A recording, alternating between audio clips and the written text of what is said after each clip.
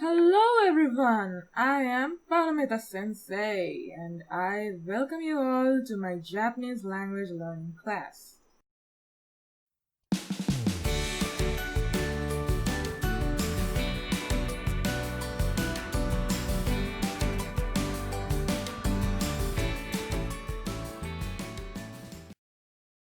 Hello everyone, welcome back once again.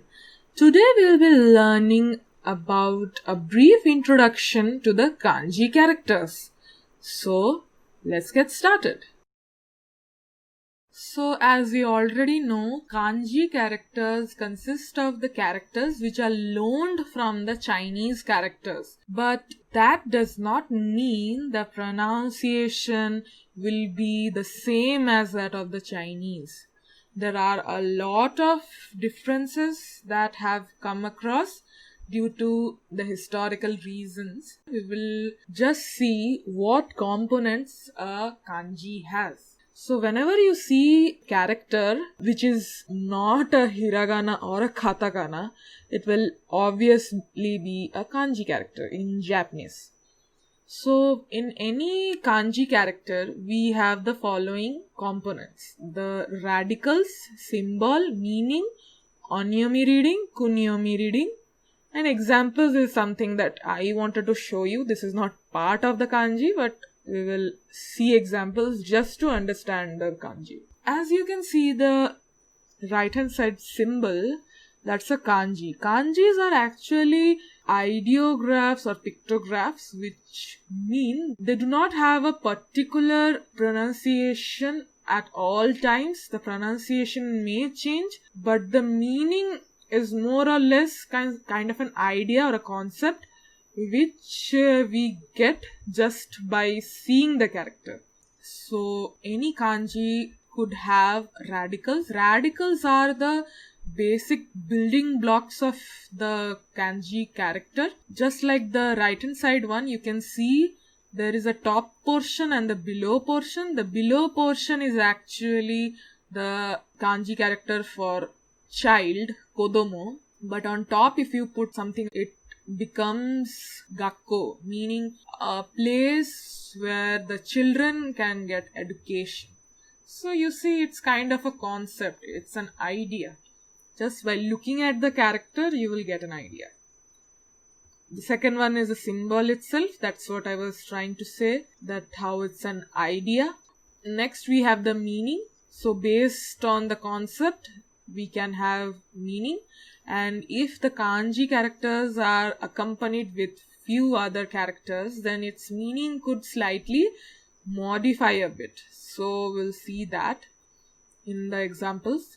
Then onyomi reading is the Chinese reading. The kanji character could have one or more. These onyomi reading is actually used mostly when it's a part of a word. Like, it's not a standalone character.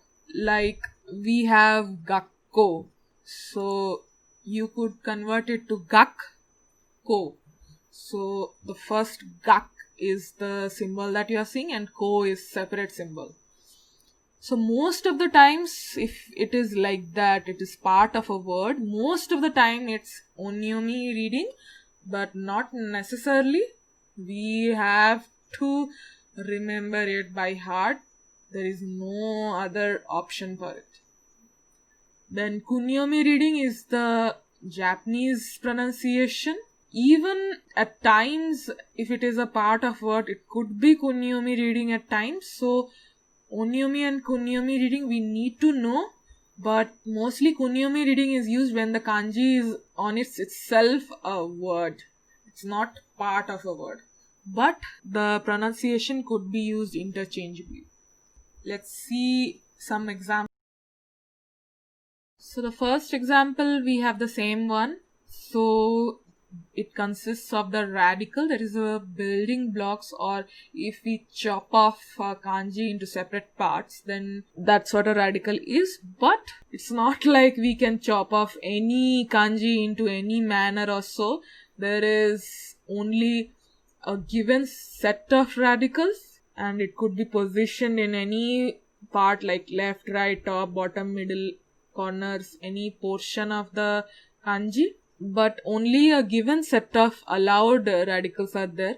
So in the Gakko symbol and at the right hand side, it has the bottom portion which is ko, whose meaning is child. But the Gakko symbol itself meaning is study, learning, science. Its onyomi reading is Gaku and kunyomi reading is Manabu. And using this kanji, we have few examples like Gakusei and Gakko. Just try to remember how the symbol looks. No need to worry much about how it is written and how exactly the character looks. Whenever you see something like ko or the child character, on top there is something like 3 strokes and top enclosing part, then immediately in your mind it should come that, oh okay, this is the symbol of Gaku or study, something related to studying. Or the next example we have of the symbol Hon. The right hand side symbol that you can see is the symbol for Hon. If you remember that, it is book. So you can see if we remove the smaller hyphen on the bottom, then it's the symbol for tree, which is pronounced as ki. So the radical is ki here, which means tree. So how do we get the concept of a book starting from a tree? So obviously you have to chop off a tree, get the wood and convert it to pulp, and then only we can make it to paper, and from combining papers you get a book. So chopping of a tree. So in the tree you chop off its trunk or the stem. So that's why the middle straight vertical line is cut by a small hyphen. So immediately you get the idea that the tree is chopped off to create books. So from the tree radical we reach to the symbol Hon. So its meaning could be a book, it could mean the present tense as in, or it could mean the main, the major, like that. So its onyomi reading is Hon and kunyomi reading is Moto. We have examples like Nihon, which means Japan, and Honsha, which means the main office or the headquarter. Now, even in kanji characters, we have the iteration mark as given in red. So, it's a bit different in kanji. Like the same iteration mark could mean that the character after which the iteration mark is coming, that could mean the same pronunciation is repeated twice or with a little modification. Like the first one, tokidoki, which means sometimes. So the first character is toki, which means time, but if it is succeeded with an iteration mark, then it becomes tokidoki. So the ta becomes the. It's not exactly the same every time. We have to remember this.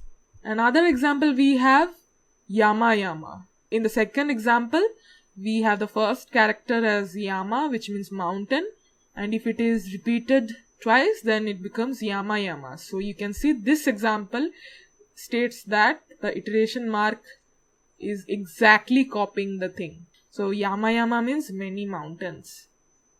So the same iteration mark could copy the same kanji character's pronunciation exactly the same, or the pronunciation could be modified a bit.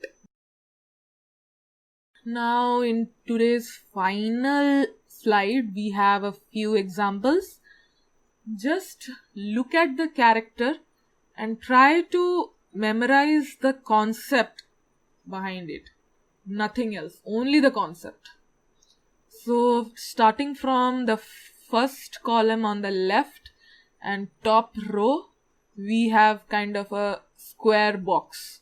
Actually it means the mouth, kuchi, or an enclosure. The top row's second column we have ame, which means rain. So whenever you see that symbol or the kanji character, you can see that there are 4 slanted lines resembling the drizzling of the water droplets. So whenever you see this kanji, associate it with the rain. The third column, top row, we have the symbol of N, or in English we would say yen, which is the Japanese currency unit. 1 yen, 2 yen, 3 yen, like that. The middle row, first column, we have a box which is cut in the middle, which is Nichi, whose meaning is sun or day, sun, sun. So it means that the day is divided into 2 halves, first half being the morning and the second half being the night. The middle row, second column, is the Hon character, which we had already learned. Then finally, in the middle row's third column, we had Go. So Go means the language, any language. So if you see the middle row, if we say it together from left to right, it is Nihon Go, which means the Japanese language. And finally, the final row, we have the first column. It's little extended portion of the sun character, which actually means the moon. Tsuki, Tsuki, Tsuki.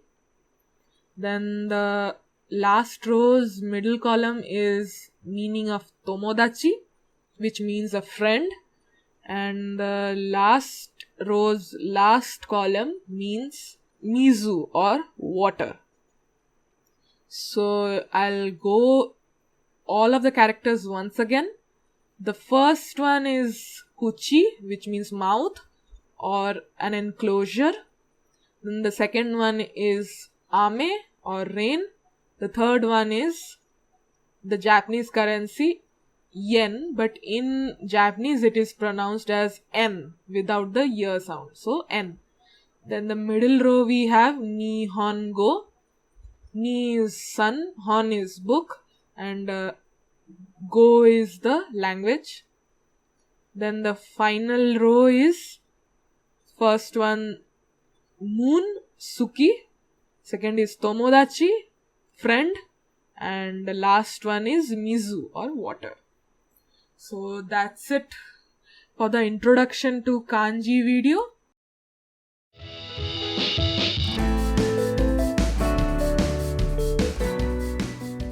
If you like this video, please give it a thumbs up.